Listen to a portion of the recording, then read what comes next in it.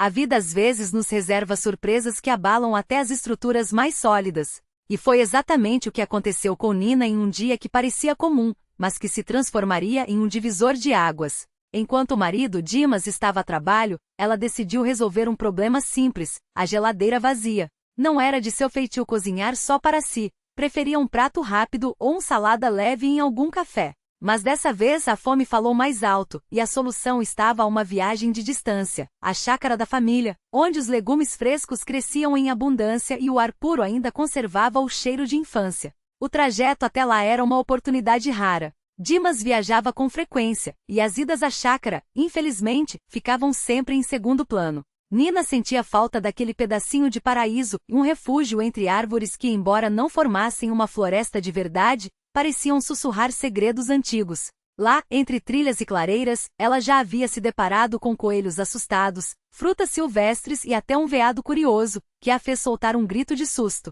Dimas ria dessas histórias, mas também aprenderá a respeitar aquele ecossistema frágil. Certamente, ele já havia sonhado em pegar a espingarda para caçar, mas Nina era implacável. Não é pelo troféu, é pela vida. E vida não se tira por esporte. O que o marido não admitia em voz alta era que, no fundo, admirava aquele coração generoso que acolhia qualquer criatura necessitada. Quantas vezes ele não se viu envolvido em resgates de animais que Nina trazia para casa? Gatos feridos, pássaros com asas quebradas, até um ouriço uma vez. Ele resmungava, mas acabava ajudando, e nos momentos em que achava que ninguém via, até acariciava as orelhas peludas ou o focinho machucado daqueles bichinhos. O problema era que a vida na cidade, com aluguéis e mudanças constantes, não facilitava. Nina sonhava em vender tudo e se mudar definitivamente para a chácara, herança dos pais, mas Dimas sempre adiou a conversa. Primeiro juntamos uma reserva, depois a gente vê. Foi com esse misto de saudade e determinação que ela virou a chave da ignição. A estrada serpenteava entre campos, e o sol já ameaçava se esconder quando o portão de madeira apareceu à frente. Nina sorriu ao reconhecer o lugar, mas o sorriso congelou no rosto. Uma caminhonete desconhecida estava estacionada bem em frente à casa. Ninguém dentro. Nenhum movimento. O coração acelerou.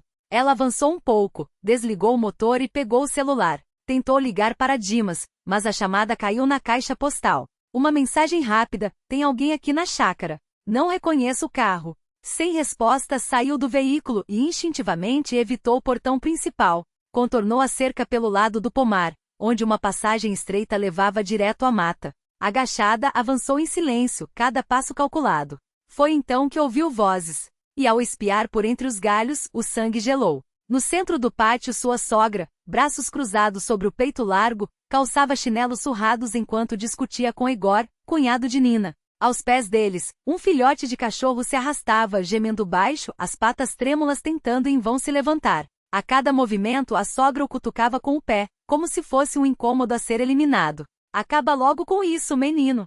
O bicho tá sofrendo à toa, ordenou, impaciente. Eu pensei que dava pra salvar, tia. Errei o alvo. Achei que era um coelho, gaguejou Igor, visivelmente constrangido. Salvar o quê? Um estorvo? E ainda por cima sujou tudo de sangue. O Dimas vai pirar quando vir isso. A gente tinha que ter sumido daqui antes dele chegar. Nina não aguentou. O choro abafado do cachorrinho foi como uma faca no peito. Pulou de trás da moita, correu até o animal e o pegou no colo, os olhos úmidos de raiva. O que vocês estão fazendo aqui? Rosnou sem olhá-los. A sogra recuou surpresa. Nina? Como você? Balbuciou. Saia da minha casa. Agora cortou ela gelada. Igor tentou se justificar. Eu não quis, juro. Foi sem querer. Sem querer, você atirou nele. E ela apontou para a sogra, queria deixá-lo morrer como lixo. Saiam. Sem esperar, levou o filhote até o carro, deitou-o com cuidado no banco traseiro e partiu em direção à cidade, os pneus cantando no cascalho. Na clínica veterinária, enquanto aguardava notícias, o telefone tocou. Era Dimas, aflito. O que está acontecendo, Nina? Minha mãe ligou gritando que você expulsou todo mundo. Não é do seu feitio. Ela respirou fundo antes de soltar. Seu irmão atirou em um cachorro. Sua mãe queria que ele morresse aos poucos. Eles estavam na nossa chácara com uma arma, fazendo o que bem entendiam, apesar de saberem como eu me sinto sobre caça. Houve um silêncio do outro lado. Eu não sabia de nada, juro. Achava que iam só fazer um churrasco, colher cogumelos. Nina sabia que ele falava a verdade, mas a decepção era amarga. Chega! Vamos conversar quando você chegar. Estou na veterinária. Já estou a caminho. Terminei cedo. Dimas apareceu menos de 1 hora depois, abraçando-a com força, mesmo com ela rígida de tensão. Desculpa, amor. Não fazia ideia que o Egor ia levar a espingarda. Nina não respondeu. Foi quando o veterinário apareceu sorridente. Ele vai ficar bem. E olha só, é de raça. Provavelmente foi abandonado por causa do raquitismo, mas com cuidados vai se recuperar. Dimas olhou para a esposa, que finalmente relaxou os ombros.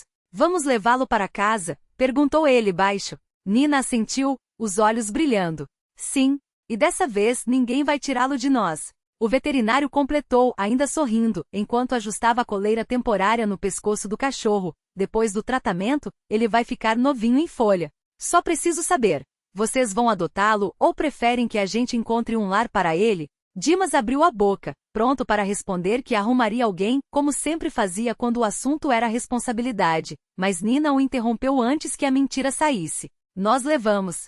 Ele é nosso, declarou, firme, os dedos apertando a alça da bolsa como se já estivesse defendendo o animal de qualquer ameaça futura. Dimas pescou, surpreso com a veemência. Ela virou-se para ele, os olhos faiscando desafio. Ou você prefere que nos joguem na rua por causa de um cachorro? A pergunta soou como uma acusação, como se ele já estivesse traindo o acordo antes mesmo de ser consultado. Dimas conhecia aquele tom. Era o mesmo que Nina usava quando decidia, de 1 hora para outra, que eles precisavam trocar o sofá, pintar a sala ou, como agora, virar as costas para a vida que tinham construído. Ele tentou argumentar, mas ela cortou. Eu não aguento mais esse apartamento. Não quero mais sua família invadindo. Não quero mais ouvir sua mãe reclamar das minhas panelas. Não quero mais dividir espaço com gente que acha que pode decidir por nós. A voz falhou. Ela engoliu em seco, e então, como se uma represa tivesse se rompido, as lágrimas vieram. E eu quero ele. E quero a gata também. E quero ir para a casa da praia. Agora.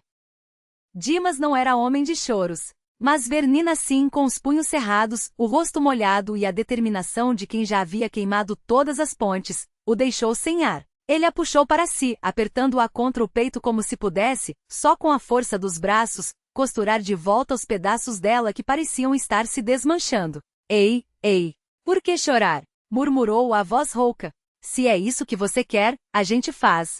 O que é um apartamento, afinal? Troco ele por você feliz e por esse doido aqui, deu um cutucão carinhoso no cachorro, que como se entendesse lambeu sua mão. O veterinário discreto afastou-se para dar privacidade ao casal, mas não sem antes sorrir ao ver a cena. A mulher que não parava de falhar entre soluços e planos, o homem que apesar do susto já balançava a cabeça em concordância, como se soubesse que resistir era inútil. Quando Nina finalmente se acalmou, foi como se uma tempestade tivesse passado. O ar ficou mais leve, e ela, de repente, cheia de energia. Começou a traçar estratégias ali mesmo, no meio da clínica, enquanto Dimas e o cachorro, que ganhará o nome de Bin ainda na hora, ouviam fascinados. A casa precisa de isolamento térmico. Vamos colocar um fogão a lenha na sala, e você vai ter que aprender a acendê-lo, porque eu não vou passar frio. E o Bin precisa de uma casinha própria, mas ele dorme dentro, claro. E a gata? Ela parou como se só então lembrasse que ainda não tinham gata. Bom, a gata a gente arruma.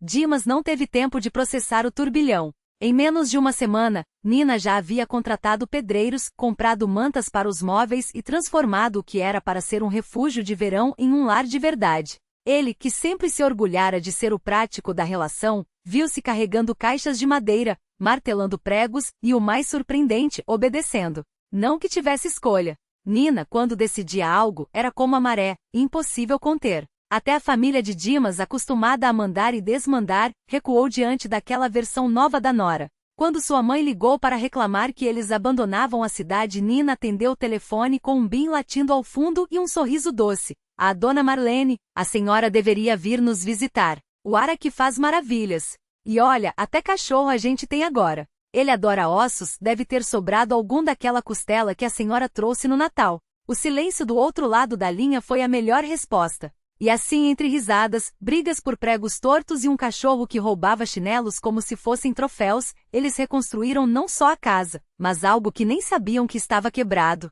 Bin, agora um torvelinho de pelo macio e energia, era o mestre de cerimônias daquele caos feliz. Ele cavava buracos no jardim para ajudar, derrubava vasos por engano, e à noite, deitava-se aos pés da cama de Nina, como se soubesse que ela ainda precisava de guarda-costas contra os fantasmas do passado. Dimas, certas madrugadas, olhava para os dois, a mulher que tinha medo de nada e o cachorro que tinha medo de tudo, e pensava que talvez fosse isso. Lar não era um endereço, mas sim o lugar onde suas pessoas mais doidas decidiam ficar. E pela primeira vez em anos, ele não tinha pressa de ir embora.